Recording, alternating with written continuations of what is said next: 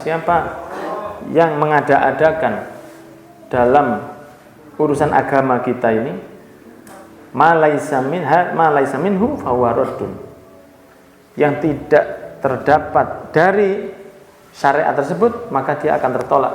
Dan Rasulullah juga bersabda, man amila amalan laisa alaihi amruna fahuwa raddun.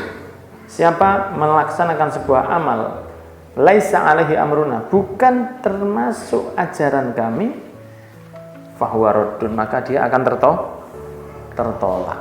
Nah, ini yang perlu kita bahas, perlu kita perdalam, karena minggu lalu sini hujan deras dan banyak dari teman-teman yang mungkin tidak hadir, bahwa Rasulullah bersabda dalam hadis ini, hadis yang sifatnya muttafaqun alaih, jadi super sahih ya, super sahih. Rasulullah bersabda, siapa yang mengada-adakan fi amrina, di dalam agama kami, ma laisa minhu, bukan termasuk darinya, yakni dari agama, fahuwa raddun, maka dia akan tertolak. Dan di hadis yang lain, barang siapa mengamalkan satu amalan bukan berasal dari kami, fahuwa raddun, maka dia akan tertolak. Nah, ini perlu kita perdalami lagi, bahwa mengada-adakan itu sesuatu yang belum ada dilakukan oleh Nabi Muhammad SAW.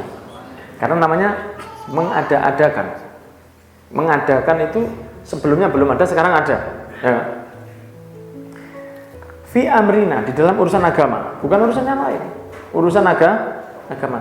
Ma laisa minhu, yang tidak bersumber dari agama, fahuwa raddun, dia tertolak. Maka pemahamannya adalah, jika diadakan sesuatu masih dari agama, berarti tidak tertolak. Kan betul?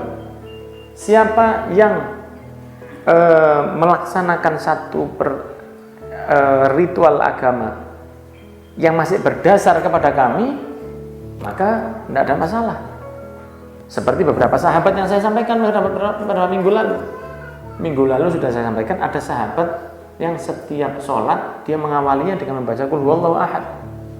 Sedangkan Rasulullah tidak mengajarkan seperti itu. Rasulullah baca ayat macam-macam. Tapi satu sahabat ini mengadakan satu yang bid'ah, tidak pernah dilakukan oleh Rasul. Dia membaca qul hu, baru ayat yang lain, waladhdallin amin, kemudian baca qul hu, waladhdallin amin, baca qul hu. Setelah itu sahabat-sahabat yang di belakang ini menyampaikan kepada Nabi Muhammad SAW, Rasul, sahabat satu ini kok tidak seperti jenengan. Dia ini setiap mau sholat baca qul huwallahu ahad dulu, baru baca surat. Padahal saya tahu bahwa Anda tidak pernah mengajarkan hal seperti ini. Maka Rasul memanggil sahabat tadi, apa yang membuat kamu setiap sholat membaca qul huwallahu ahad sebelum ayat yang lain? Maka si sahabat tadi menjawab bahwa saya mencintai surat ini. Saya Al-Ikhlas ini saya suka karena ini memperkuat tauhid saya. Ini mengesahkan Allah. Qul huwallahu ahad. Ya. Katakan bahwa Allah itu esa, dan ayat ini membuat saya semakin cinta kepada Allah. Tidak ada alasan lain ya Rasul. Nah, berarti kan dia melakukan sesuatu yang tidak dilakukan oleh Nabi. Apa kata Nabi Muhammad SAW? Qul huwallahu ahad ta'dilu thulutsal Qur'an. Qul huwallahu ahad itu nilainya sepertiganya Al-Qur'an.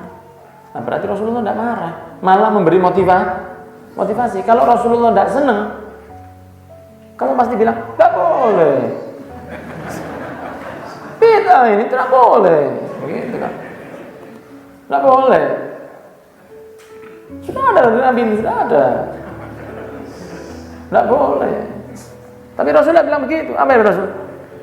Membaca qul hu itu dia sepertiga Al-Qur'an. Itu motivasi. Itu gayanya Nabi itu begitu, Pak. Enggak begini. Oh, bagus. Enggak. Itu Nabi enggak begitu orangnya.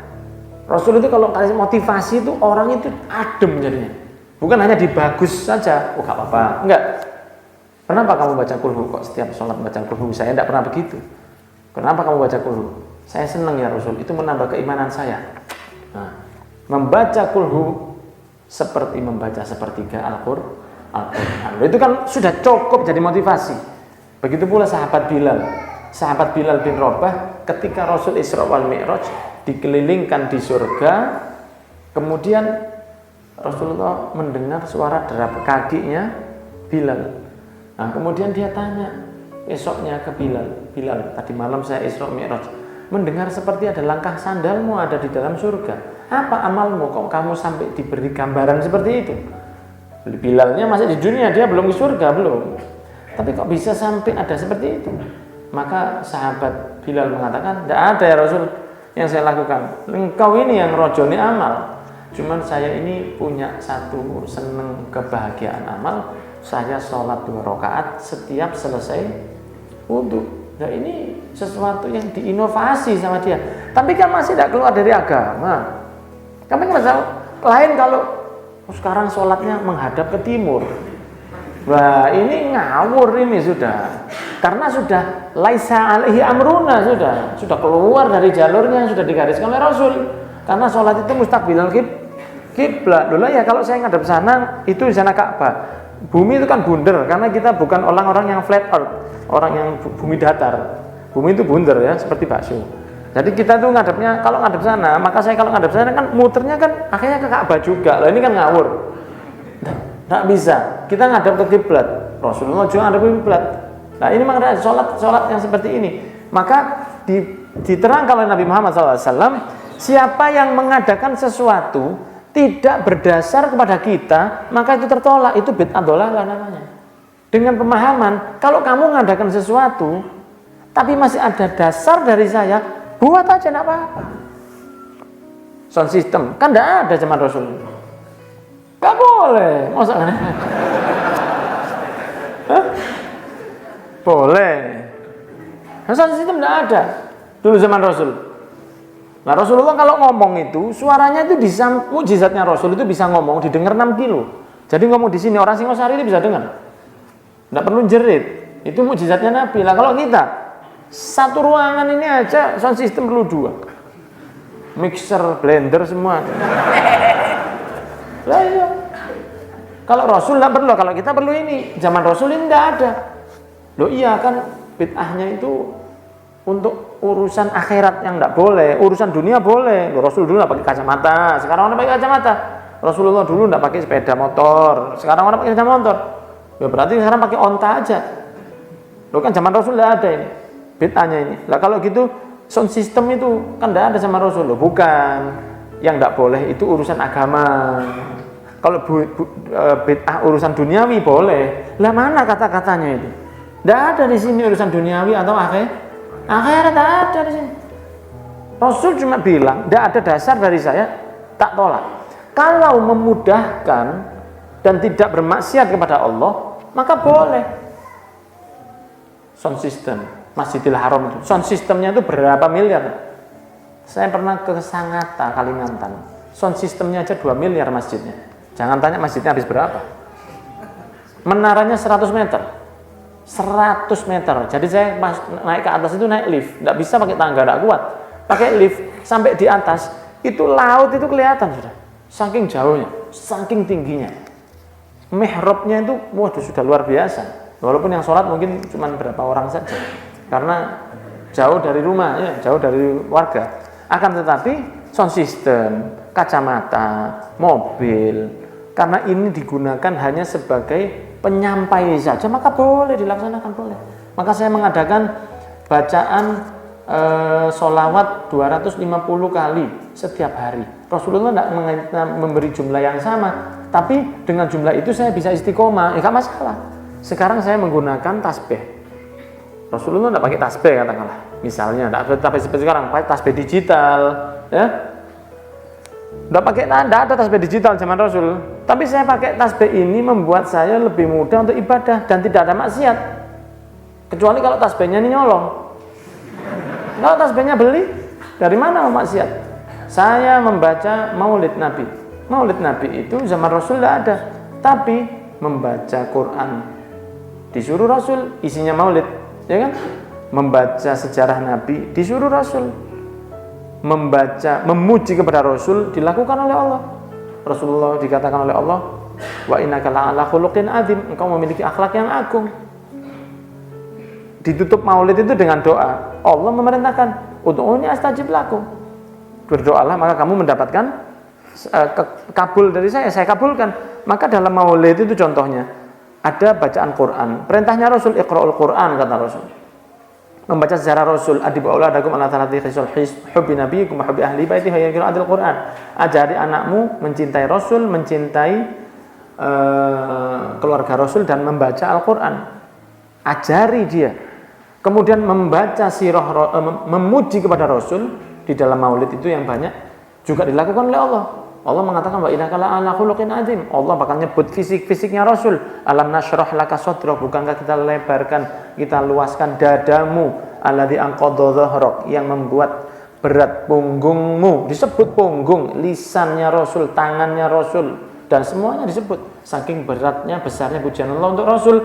Ada lagi ditutup maulid itu dengan doa. Maka 4 ini cuma digabung dalam satu acara, namanya maulid. Semua ini dianjurkan oleh Nabi Muhammad SAW, walaupun gayanya beda, tapi 4 ini tidak ada yang keluar dari yang diperintahkan oleh Rasul. Seperti saja kalau saya punya beras, saya punya daging, saya punya minyak, saya punya telur, saya punya rempah, saya gabung, saya jadi martabak. Nggak boleh. Kenapa? Karena martabak zaman Rasul gak ono, loh kan nggak masuk akal. Telur halal, daging sapi beli halal, minyak halal, rempah-rempahnya saya beli halal, semuanya halal. Kalau saya makan rempah-rempah boleh nggak diem-diem makan bawang? Boleh walaupun makro. Saya diem-diem minum minyak, boleh kalau mau ya. Saya diem-diem makan daging, boleh. Saya diem-diem makan telur, boleh. Kalau semua tak jadikan satu, nggak boleh. Loh kenapa? Karena zaman Rasul nggak ada. Loh ya apa? Nggak masuk akal ya? 4 ini halal, ini tak hadino siji tidak boleh. Kenapa? Boleh. Karena satu persatu kalau dilepas boleh, maka kalau digabung jadi boleh. Seperti ini, seperti saya contohkan minggu lalu. Ibrahim seilingin. Hah? Di mana? Nah, ini misalnya. Kata Rasul, kalau misalnya tidak sesuai dari syariat saya, kata Rasul, maka tertolak. Seperti saya contohkan begini. Misalnya ini adalah sebuah tepung. Cap kancil. Hah? Tepung cap kancil. Saya katakan kepada hadirin semua, hadirin, tolong Anda buatkan jajan makanan kue dari tepung cap kancil, jangan tepung yang lain ya, jangan merek konblok atau apa, enggak boleh, harus tepung cap kancil. Jangan saya beri satu-satu. Minggu depan jangan datang, ada yang bawa weci, ada yang bawa onde-onde, ada yang bawa kertas ya, ada yang bawa makanan-makanan. Saya lihat, oh iya, cap kancil ya. Cap kancil. Ada yang makanannya bagus sekali, tapi di bawah gini, oh ini bukan cap kancil ini, cap timun ini. Hah? Kemarin saya bilang apa? Dari cap kancil. Kamu buat weci, kamu buat macam-macam boleh, tapi harus dari cap kancil. Kamu buat weci, kamu buat onde-onde, kamu buat kertas, kamu buat whatever lah, dari kancil, cap kancil ini boleh. Tapi kalau kamu buat dari selain cap kancil, tidak boleh. Walaupun bagus tampaknya jajannya bagus, tapi bukan cap kancil, saya tidak mau. Lah syariatnya Rasul juga begitu. Kamu mau mengadakan sesuatu asal masih kembali kepada saya, boleh. Ada satu sahabat mau dibunuh, ya? Apa yang kamu minta? Saya mau minta sholat 2 rakaat. Itu sholat sunnah al-qatl, itu sholat sunnah mau dibunuh itu tidak diajarkan oleh Rasul. Sholat sunnah 2 rakaat sebelum meninggal. Mau dieksekusi sholat ya. Dicepat sholatnya. Dia mengatakan, seandainya bukan karena saya takut kamu bilang bahwa saya ini pengecut, sholat tak lama-lamakan supaya hidup saya lebih lama, saya akan sholat yang lama tadi. Cuma saya mau jaga nama Islam, saya mau sholat 2 rakaat sebelum meninggal. Monggo, jenengan penggal saya sekarang, dipenggal. Dan Nabi Muhammad tidak marah, itu matinya bid'ah ini. Karena dia sholat sebelum mati. Enggak, kata Rasul, didoakan oleh Rasul, didoakan sahabat tadi. Dan begitulah. Jadi saya tutup bahwa melakukan satu hal yang belum pernah ada sebelumnya, jika masih ada dasar dari hadis Rasul, maka itu sangat diperbolehkan sekali asal tidak keluar dari garis yang pernah disampaikan oleh Nabi Muhammad SAW. Jazakumullah khairan katsira. Mohon maaf yang sebesar-besarnya.